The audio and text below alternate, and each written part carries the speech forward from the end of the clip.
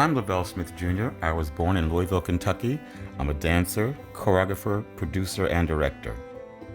I've been working with many superstars like Beyonce, George Michael, Rolling Stones, Rihanna, Usher, Janet Jackson, and so many others. But I'm more known for working over 23 years with the one and only King of Pop, my friend, Michael Jackson.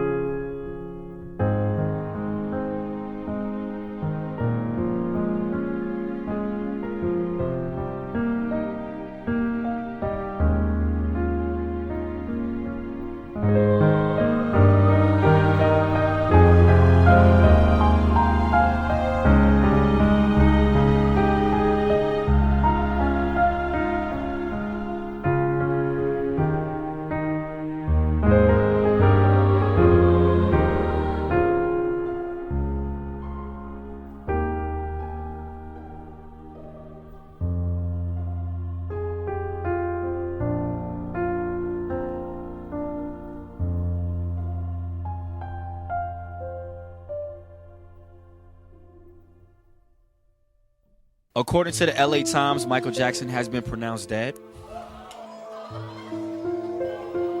One of the world's most loved and greatest pop stars that we will probably ever know in our whole entire lifetime. There are still conflicting reports. The pop star Michael Jackson has died. Michael Jackson is dead. Michael Jackson. Are you being serious? Michael Jackson's dead. No. No. We're not taking that. Michael Jackson is not dead. No, Michael Jackson cannot be dead. He's not dead. No, whoa. He's not dead. Are you serious? He died of a heart attack tonight in LA. A heart attack? My brother, the legendary king of pop, Michael Jackson, passed away on Thursday, June 25th, 2009 at 2:26 p.m. CNN was calling me, all the news agencies were calling me. Because for me, when I heard it, I thought, oh, okay, it's just a way to get out of doing all those ridiculous, stupid concerts. And then they kept saying it. You know, first it was a Michael Jackson coma. First heart attack, then coma, then dead. And I was like, okay, come on. And I called the office. And they said, LaVelle, it's true. We can't talk right now, but we promise we're gonna call you back and explain everything and tell you. But that's what I knew was real, you know.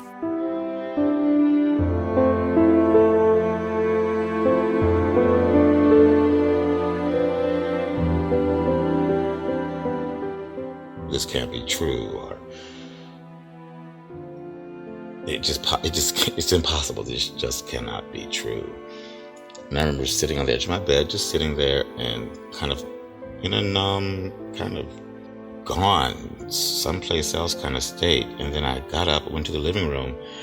I remember hearing my mom crying, and she was just saying, oh, poor Catherine, over and over. And that's when I realized that, oh yeah, you know, I lost a friend and, someone that I love to work with, but it's more personal than that. And my mother kind of brought it back to me and helped me realize and see that it's, yes, the world has lost a major talent, but that family has lost a son, a brother, a father. And that is bigger than anything else.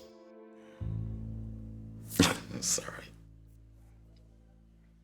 And then as you find out, he died from an overdose of medication that is not prescribed, but has to be given to you intravenously by a doctor. I thought, wow, this is very strange. But at the same time, I think that those things didn't stay in my mind. Michael took medication, obviously, because of the burn in his scalp that never really healed from the Pepsi burn from that commercial. And I know that burns are, from what I understand, my mother's a nurse. She says burns are very, very, they're hard to heal, but they're also very, very painful. So I don't know when he started taking pain medication, but no, I never saw it affect his work at all. No, not at all. I was shocked when I found out he was taking pain medication, but it didn't surprise me because, like I say, that burn never healed and properly. And also, I know he hurt his ankle, and I think he had other aches and pains, as dancers always do. And Michael would throw his body down to the ground and think nothing of it. I would love to,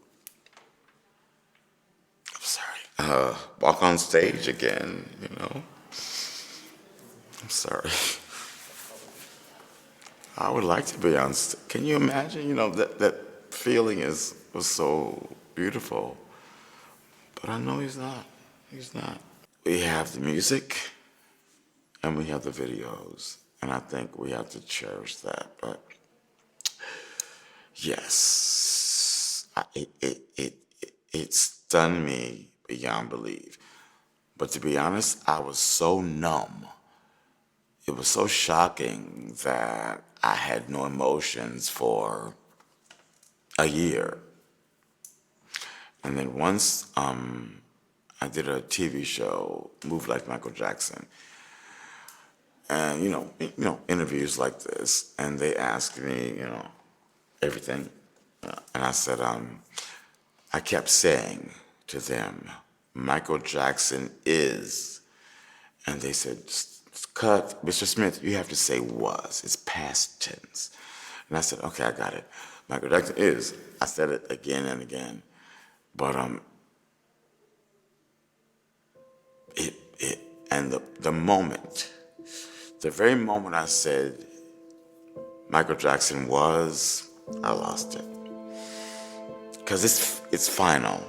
When you admit to yourself that your best friend, your good friend, your dear friend is dead, it's final.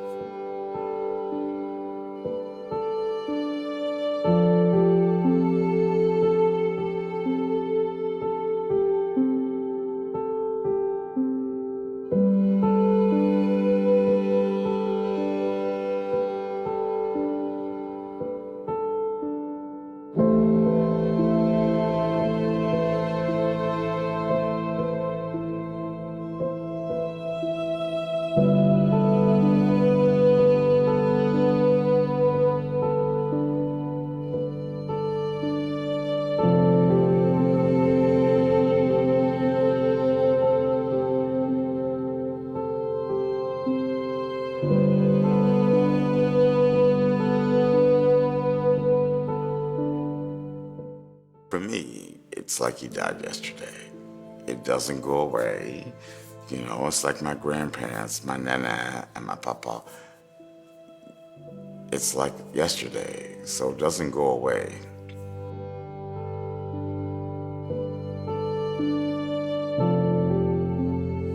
He was somebody that we were blessed as humans to have on this planet for this much time. But I really think that he's one of the most intelligent people I've ever talked to. We could talk about every subject. We could talk about physics, why the universe works. We could talk about everything, and we could go back and forth this way. But Michael was super intelligent. We could talk about diverse things.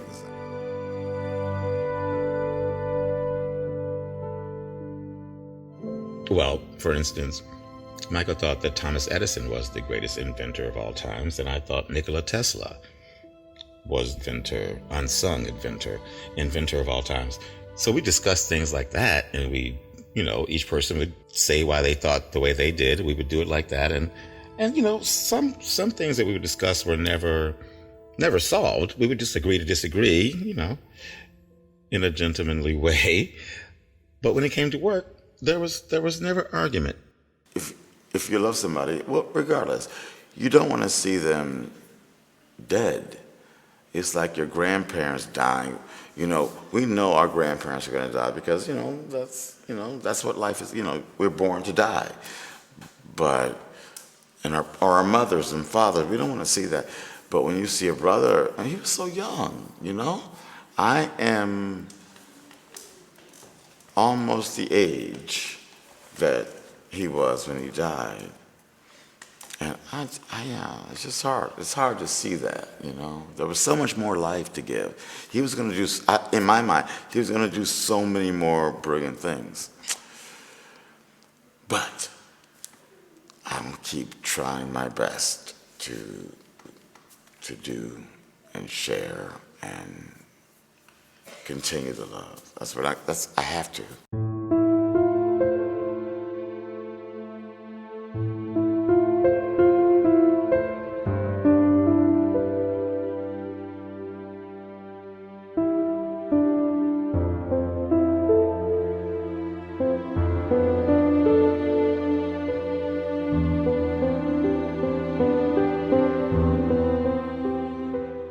It was a wrap. Yeah. But you know, I feel him with me. I feel him, you know, he's a part of me, you know. He taught me how to perform on stage and how to give the audience what they want and to say to yourself, I'm going to go out here and I'm going to give my best and I'm going to do it. He taught me these things. So, and that's why I do what I do. That's why I do the workshops. We have to, in this way, we have to continue his legacy of love and of kindness and of all the things that I feel that the world has lost. You know, when somebody like that dies, we don't just lose the human, you know, because we know the spirit lives forever. So, but we do lose the kindness. And I guess one thing I could always say to everybody out there who's a Michael Jackson fan, keep the love alive. Mr. Jackson, in the latter portion of 1993, there were some allegations leveled at you concerning improper conduct with some young boys. I assume you're familiar with the fact that those allegations were raised. Is that right? Yes. I was by Michael's side for the first two allegations. If I was there and I ever suspected that he was doing that, I would have went to the police myself and turned my friend in. It's a disgusting act. And I know Michael Jackson didn't have one bone in his body to do something like this. People would say to me, why am I so convinced that these allegations aren't true? After all, I wasn't there. And I would say to them, I spent so much time with Michael, and I watched everything, and I really believe in my heart that I know the man. And I just know that's not something that he's capable of doing. Michael loved children in a way that helped him relive his childhood. And in children, I believe Michael saw the future of America, the future of our world. And I don't think he'd ever do anything to hurt a child. It broke his heart to see children without things, without homes, without medication, children in burn units. That broke his heart. And I just believe and am convinced that because of those reasons, it would never hurt a child. And of course, I wasn't there, but if you look at the picture in its totality, the allegations they're flimsy at best, ever-changing and morphing. And like I said, and I'll say it again, I knew the man. And the man I know is not capable of that kind of thing. I think that when you get to know somebody like Michael, you realize it's impossible.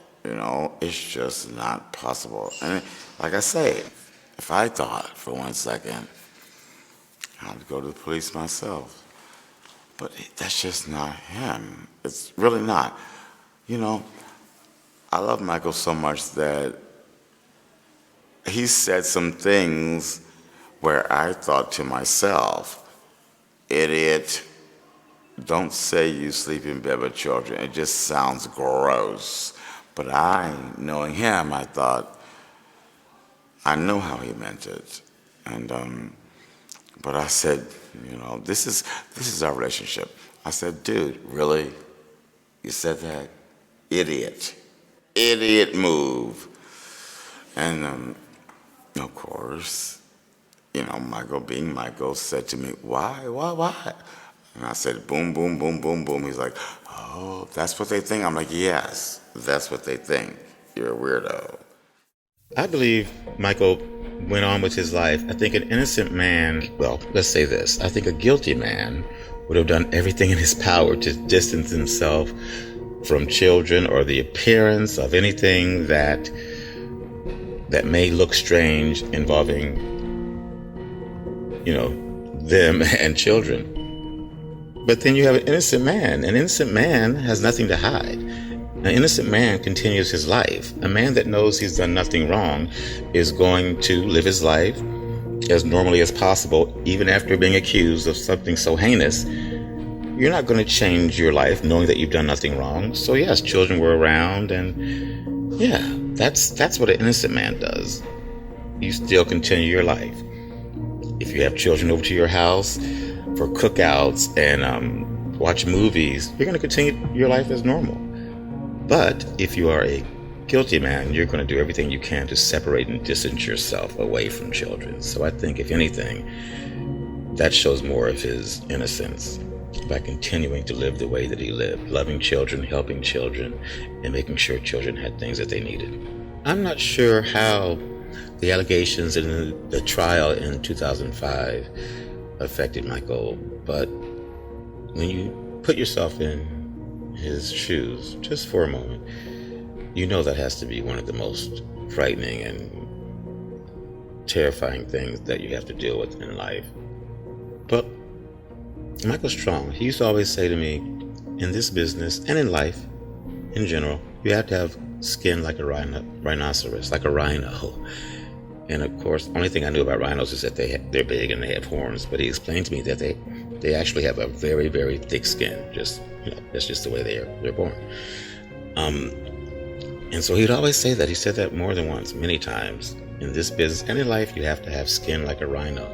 So him saying that to me makes me think that he was able to withstand a lot of scrutiny. Obviously, we've seen the press, and just from the moment he became famous, there's always been, they kind of build you up to tear you down kind of thing. And so I think he got used to really being ridiculed, raked over the coals, nicknames, being made fun of, being talked about badly.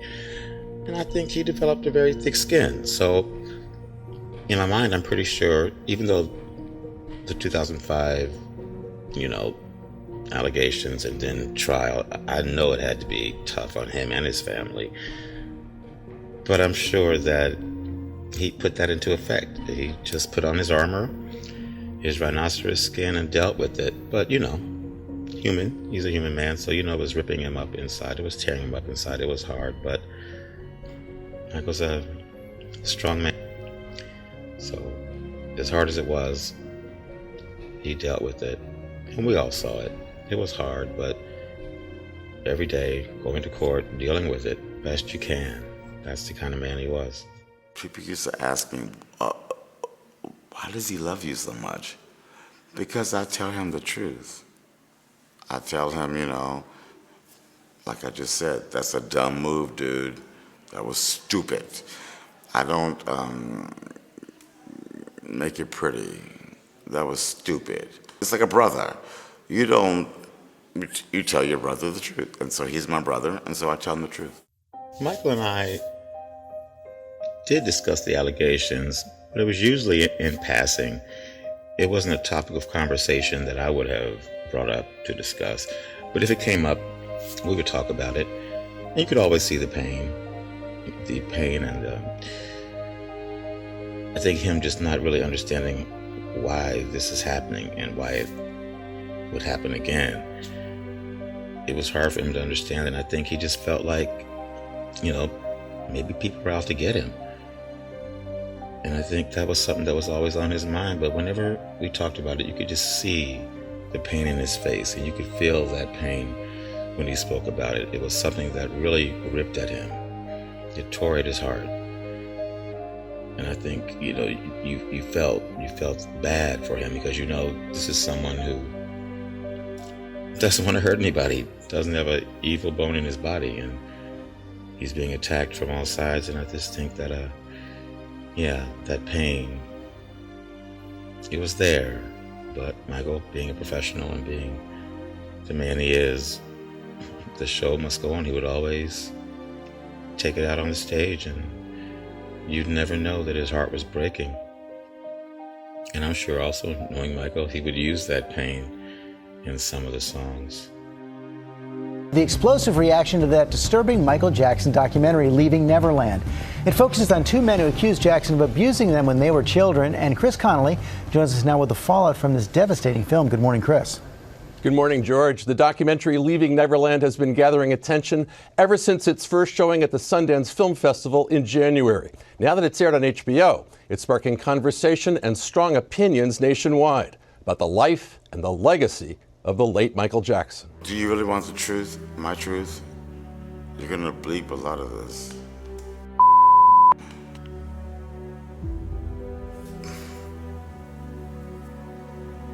Why? Why? He gave you everything. And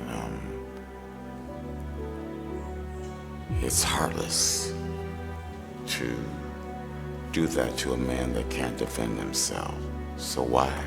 I hate to say why I think they're doing it, but I'm gonna say it. Money. Dollar signs. These people, they are bankrupt. They are corrupted. They will sell their souls to the devil. I'm sure a lot of us have thought, how would Michael react to this, what's happening now, these allegations, if he were alive? And first I always think to myself, this would not be happening if Michael was alive. It just simply would not be happening. They wouldn't have the guts to do this if he were alive. But let's say on the out chance, on the remote possibility that he would react and that they would have the guts to actually throw these allegations in his face if he were alive, he would be himself. And he would stand up and say, this isn't true. And I'm sure he could tell us so much, much more of why it's not true and how he could prove it wasn't true and the reasons behind what's happening. There's a lot we don't know. And I'm sure he'd be able to shed light on what is actually behind it and what they want to get out of it. And he'd be able to tear it down, knock it down, brick by brick by brick. But let's be honest, if Michael Jackson were alive, this would not be happening. Plain and simple.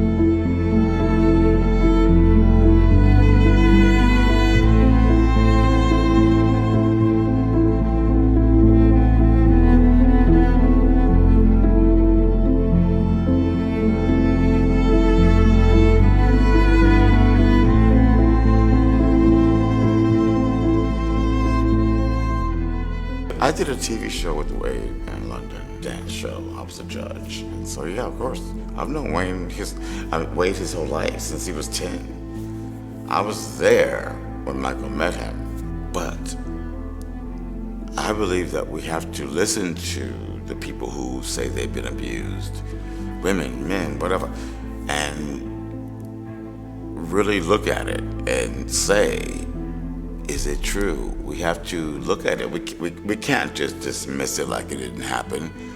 We have to say maybe it did. And I've done all my research and I know it didn't happen. And you guys are liars. And there's a special place in hell for you.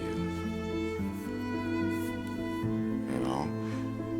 But when a dead man is abused that way, that's just, it's weak sauce. It's just weak sauce.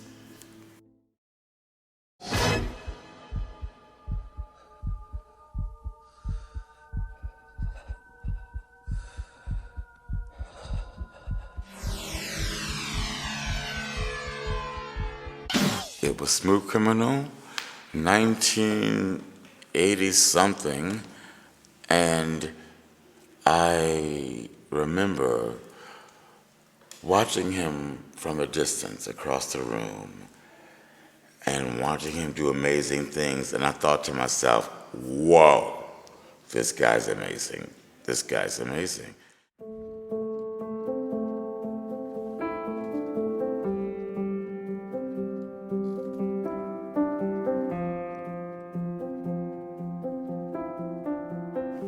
Smooth Criminal turned out to be one of the best jobs of my life. But I remember looking and saying, oh my gosh, you know, the rumors are true. He's amazing. But I also remember feeling it. You know, from way over across the room, I felt that magic. And yeah, Smooth Criminal.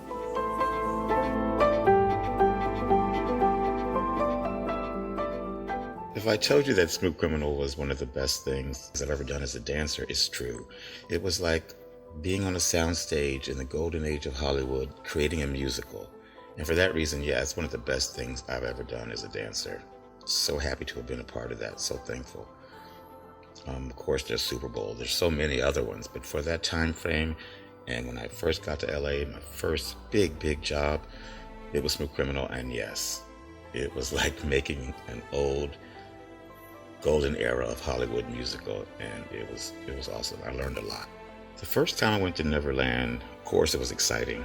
I was over the moon with excitement. But you pull in, and you drive for a while, and then you start to see it, and it's just beautiful. And then, of course, as you get closer, get out of your car, you start to hear the music, and it just kind of awakens something in you like a child. You feel like a child. It's beautiful, and the sounds and the smells, and it's just an experience that I'll never forget. Michael gave me a tour, and of course he took me on the train, showed me the lake, the zoo, the rides, the theater, the dance room, of course. That's where we spent a lot of time. And just kind of showed me everything, and I was just amazed, and I thought, wow, you know, he's built a paradise here for himself. The first time I went to Neverland was for the creation of the original Dangerous, and that was for the American Music Awards. It was the first time I got to do something televised for Michael. I had choreographed Jam for the Dangerous tour, the opening number, and then he called me on the phone and said, well, I'd like to give you your first chance to choreograph something big for me. And then he called me into Neverland, called me down to Neverland. And we went there and went in that dance room and just started creating. I would love to sit here and tell you that I'm amazing and it's all me. It's God, it's a gift from God, but yes, but you know, hard work. Michael Jackson, as we all, you know, talk about, was a perfectionist, but he would push me to the edge of insanity to get the best out of me. And, you know, every artist I've worked with, Beyonce and all the others, they're lucky because the man pushed me to be a perfectionist and to always expect the best from myself and always to give my best, give my all, give everything you have. More people, okay. We'll count. 1, wait, pick it up. 1, 2, 3, 4, bam! Now you gotta do it again. 1, 2, 3, 4. Right. Now do the scoop. 1, 2, 3, 4. And the camera just move around and come out. It'll come out.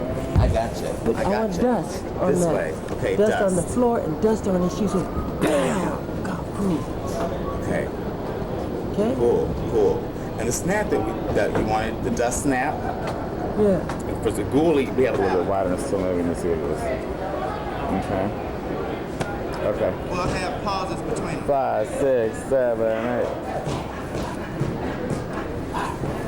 8. Again.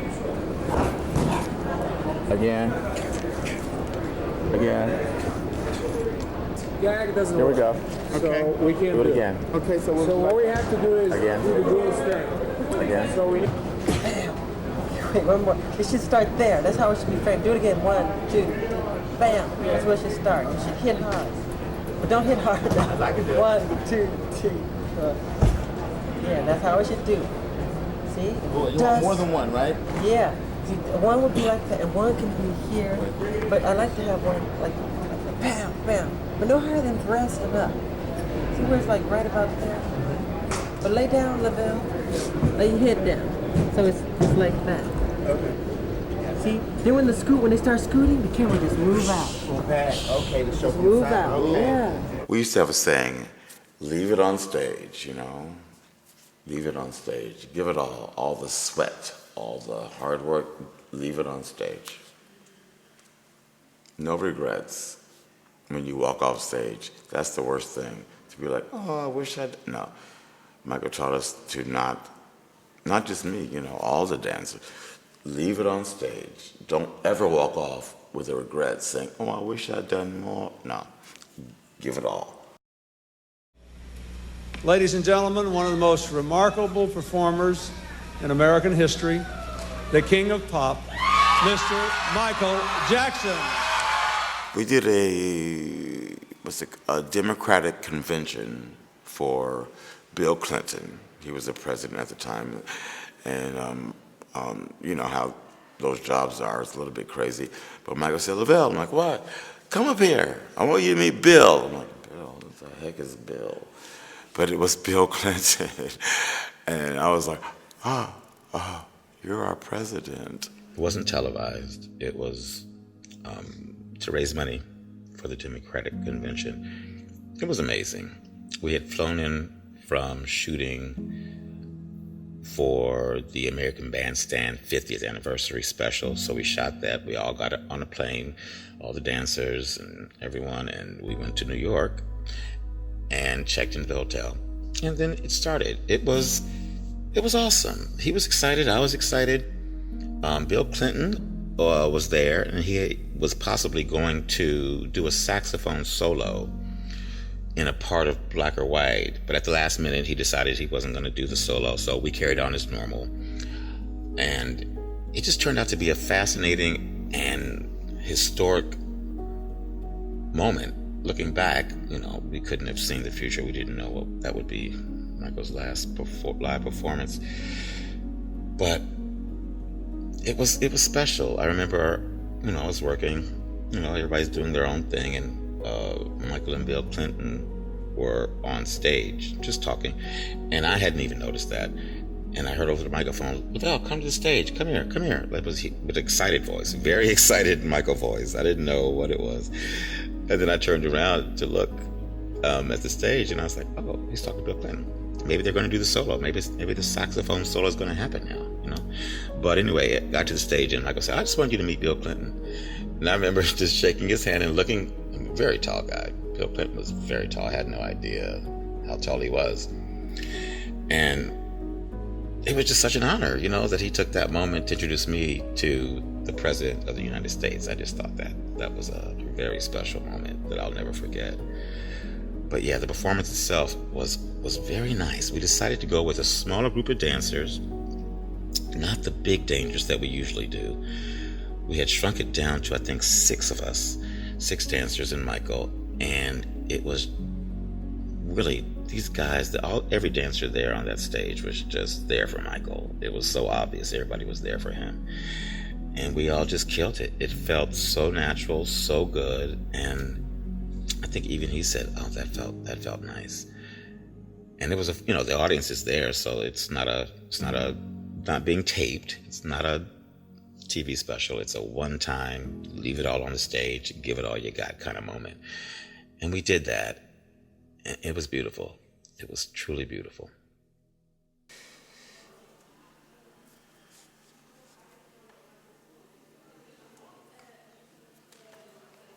Sorry.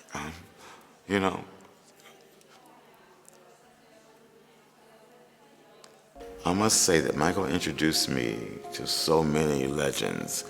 Because of Michael, I met Sophia Loren, Liz Taylor, Betty Davis.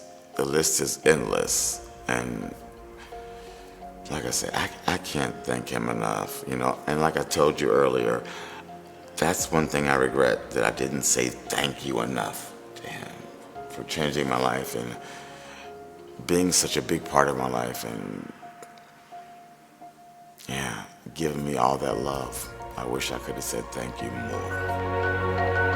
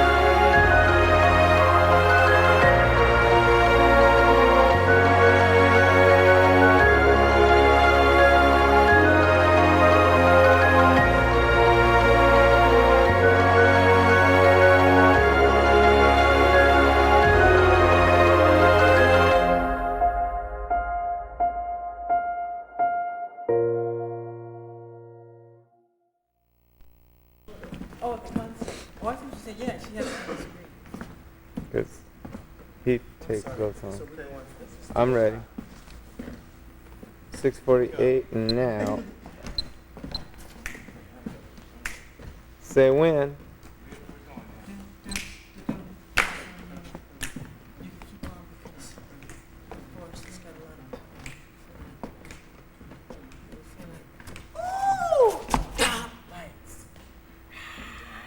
Coming down, lights.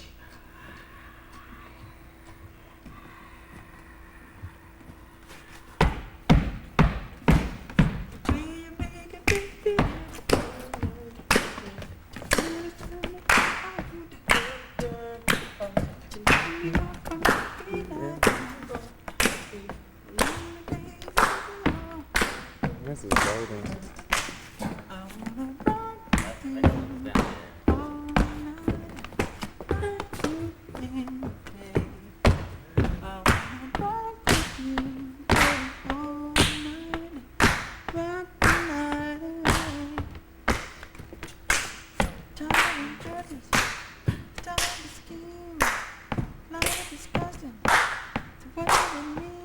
Stop. Edit.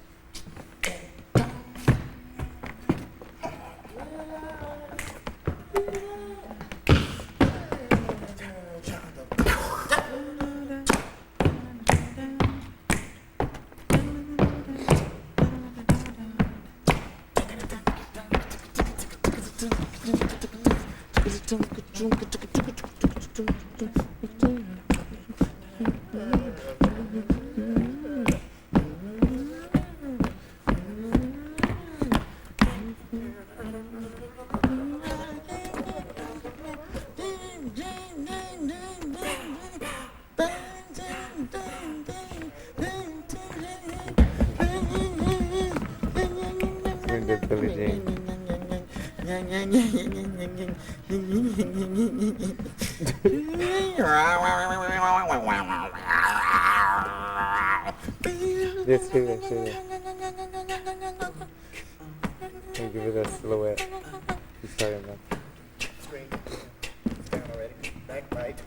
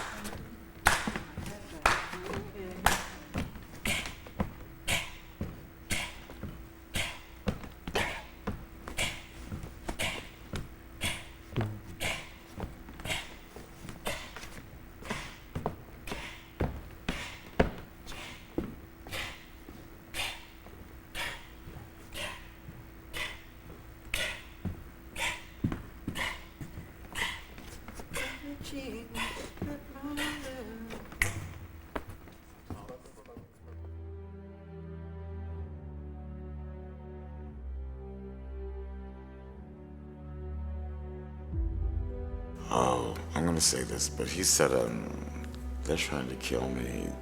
I can't do this many concerts.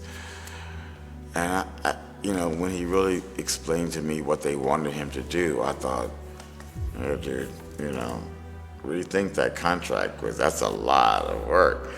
But that was, I was always supportive, so of course I said, yes, you can. You can do it. We can do it. We can do it together. I'll be there with you until they got rid of me.